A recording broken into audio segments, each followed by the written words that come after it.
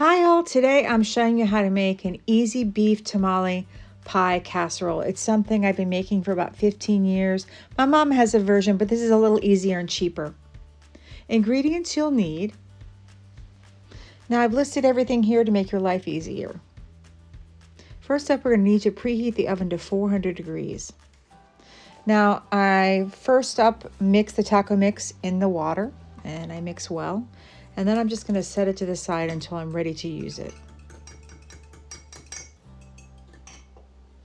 After that, I'm going to finely chop one medium onion. We all know I have horrible chopping skills, so I use the food processor.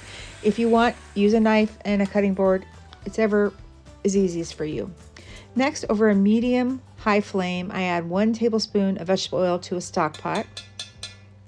Then I'm going to add 1 pound of lean ground beef. I suggest 1090 is good. I break up the ground beef and I brown it. And then I add the finely chopped onion.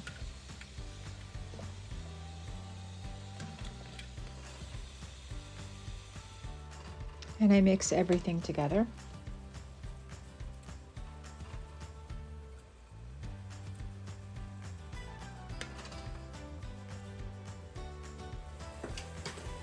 And then I add the taco mix that I mixed up and set aside. And then I add 1 jar of salsa. Now the taco mix is going to thicken up. That's just the nature of it. So you want to cook it a little bit on the stove, and you'll see that it does. Right now it's going to look very kind of loose. It won't look as loose. It will tighten up, so to speak. And then while that is cooking on the stove, I'm going to slice 3 scallions for the garnishment. You put that on at the very end.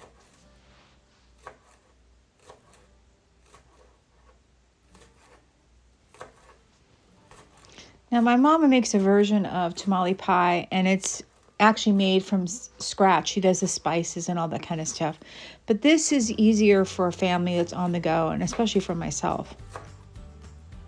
Now, I drain the black olives and I split them into 2 parts. One I'm going to use for garnishment, and the other I'm going to chop up and put it in the actual tamale pie filling. And I'm adding it, and I'm just going to stir. As you see, it's gotten a lot tighter, the filling. And I'm going to pull this off the heat, and then I'm going to work on the topping. And in a separate pot over a low-medium flame, I'm adding a can of evaporated milk and 1 cup of yellow cornmeal. I'm going to mix well and stir constantly. You want to constantly stir this. You never want to leave it.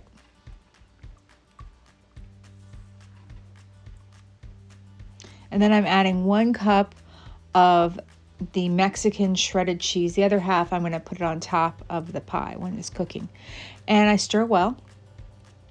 And then I'm going to add the drained can of green chilies, and I'm going to mix well.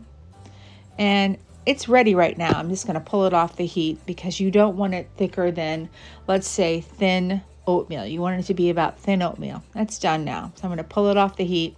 I just wanted to get the cheese all mixed in. And now I'm going to assemble. I scoop the tamale pie filling into a baking dish.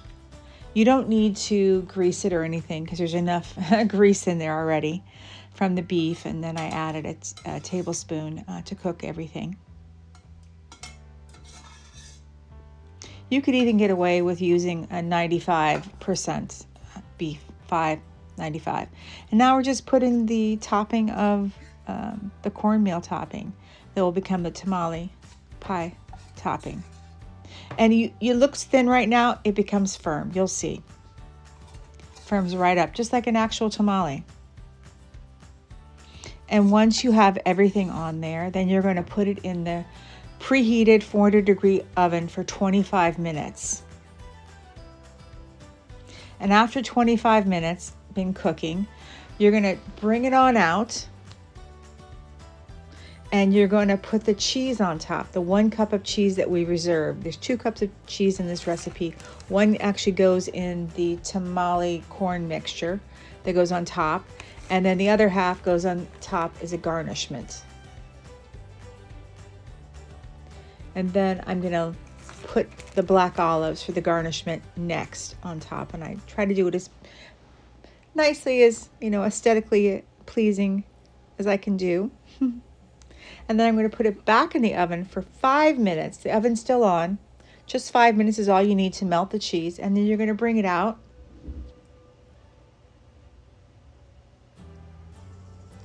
And I'm going to garnish it with the green onions that I chopped. And this is what it looks like. It's absolutely delicious. You're going to serve it hot. Everyone's going to love it, I guarantee you. To help our channel grow, we're asking everybody to please like, subscribe, and comment. If you're enjoying our content, and we really hope that you are, please consider becoming a subscriber. It doesn't cost you anything, but it does help us out tremendously. Also, if you can, please watch the video from beginning to end. This also helps out. It's all because of that dang YouTube algorithm. If these things don't happen, we stay hidden, and we'd love to grow. We'd love our video to be seen by lots of people. So all these things are necessary for growth on YouTube. So we thank y'all for your help, and we'll see y'all soon. We post new videos 2 times a week on Tuesdays and Thursdays at 3 p.m. Eastern Standard Time. If you're not already a subscriber, please consider becoming one. It doesn't cost you anything, but it does help us out tremendously. Also, don't forget to hit the notification bell so you never miss one of our videos. We'll see y'all real soon.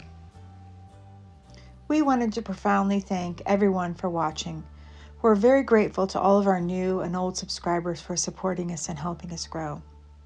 The horrific wildfires in Southern California and the hurricanes Helene and Milton, as well as so many storms that have swept across this nation this winter and spring, have had devastating consequences and it destroyed lives and communities, affecting so many of us here in the U.S.